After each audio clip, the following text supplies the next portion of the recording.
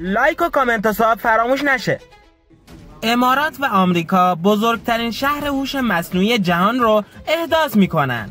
با حضور دونالد ترامپ رئیس جمهور آمریکا و محمد بن زاید رئیس کشور امارات قرارداد ساخت بزرگترین شهر هوش مصنوعی جهان در امارات امضا شد.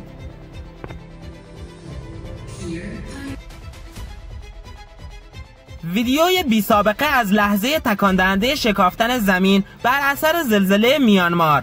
دوربین امنیتی در نزدیکی شهر تازی میانمار لحظه شکافتن زمین در جریان زمین لرزه 7.7 ریشتری ماه مارس رو ثبت کرده است.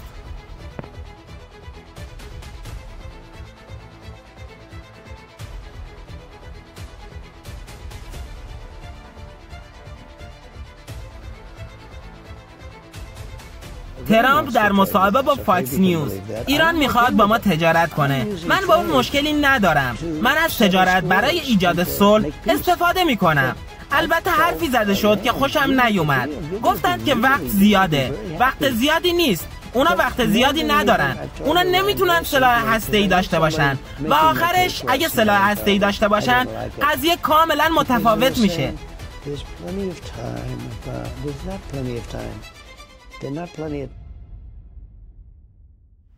پنتاگون پیشنویس ساخت سیستم دفاعی گنبد طلایی رو توسعه دادیم.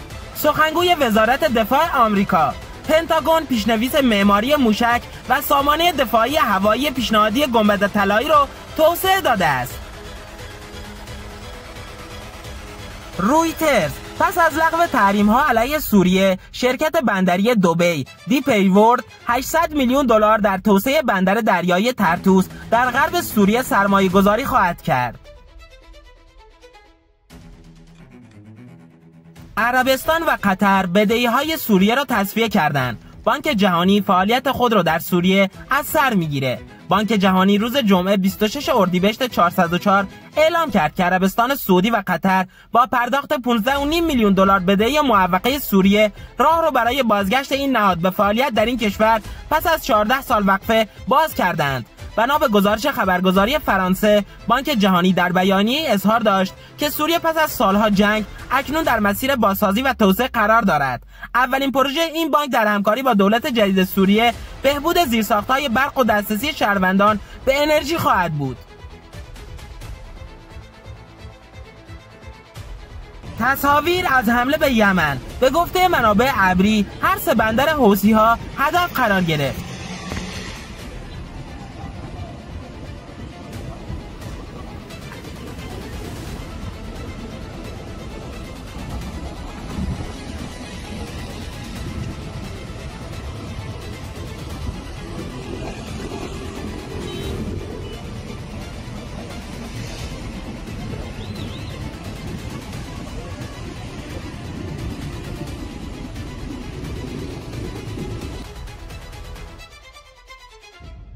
همزمان با یمن حملاتی به اهداف حماس در منطقه بیمارستان اندونزی در شمال غزه صورت گرفت.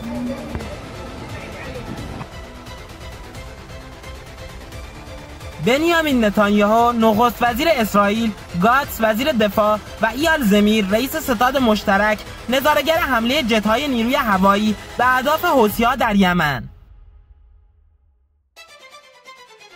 سوال از وزیر نیرو: قطعی‌های برق تا کی ادامه خواهد داشت؟ این قطعی‌ها بوده، شما یادتون نرفته پارسال و پیراسال که دیگه اتفاق نیفتاده. خب ببینید سالهای قبل ما الان از سال 97 به این طرف ما با این مشکل مواجه هستیم. منتها خب این مشکل هی به این طرف اون طرف پاس میدیم. ما داریم میریم به سمتی که انشالله وضعیت رو بهبود بدیم. انشالله وضعیت تولید بهتر خواهد شد. بعد خود رو مصرف هم تلاش بکنیم هممون مصرفمون رو در حد استانداردهای جهانی برسونیم که اگر این کارو بکنیم من فکر کنم که انشالله ترازی رو خواهیم دید. قطعی‌ها معلوم نیست تا کی ادامه داره. حالا ببینید وعده و قول الکی که نباید به مردم داد، باید دقیق گفت. ما برنامه‌ریزی کردیم برای اینکه محموله هایی باید برسه. این محموله ها در راه هستن از کارخانجات تولیدی تا محل نصب تمام برن. لذا من خواهش میکنم اجازه بدید پزشکیان، ما تحت هیچ شرایطی از دستاوردهای نظامی، علمی و هسته‌ای خود دست نخواهیم کشید. تهدیدها ما را مجبور به عقب نشینی از حقوق مشروع خود نخواهد کرد. ما تو تهران خونه‌ای داریم که قیمتش متری 1,300,000,000 تومنه. گرونتر از تگزاس، واشنگتن، شیکاگو و منتهن. ماهانه بین 100 تا 110 واحد مسکونی در شهر تهران عرضه میشه که قیمت هر متر اونها 1,000,000,000 تومان یا بالاتره. این واحدها در بازار مسکن و در میان فعالان بازار به عنوان سوپر لوکس شناخته میشه. در نقاط عیان نشین تهران قیمت واحدهای سوپر لوکس از متری 850,000,000 تومان چیزی حدود $10,000 شروع میشه و بعضن تا متری 1,300,000,000 تومان قیمت میخوره.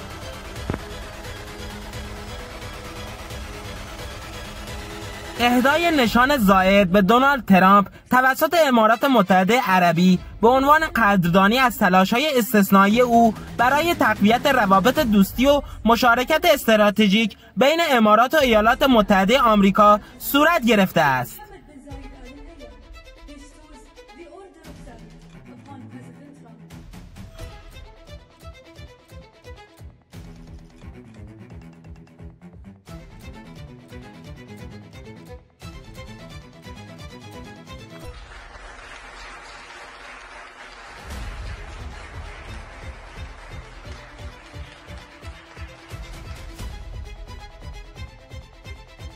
پزشکیان، ترامپ خوابش را ببیند که مشکلات را به رخ ما بکشد. در حقیقت انگشت گذاشته بود توی مشکلات و بعد میگفت ما اله میکنیم و بله میکنیم. ما همه این مشکلات رو با کمک همه شما عزیزان حل خواهیم کرد. ترامپ خوابش رو ببینه که بتونه در این کشور این نارسایی ها و این مشکلات رو بتونه به رخ ما بکشه. با مردمان توانمند، کارآفرین و عالم و دانشمندی که ما در جای جای این کشور داریم، همه این مشکلات رو خواهیم توانست با قدرت و با توان حل کنیم و داریم حل میکنیم. ولی خب الان در یک وضعیتی هستیم که این مقدار زمان بره.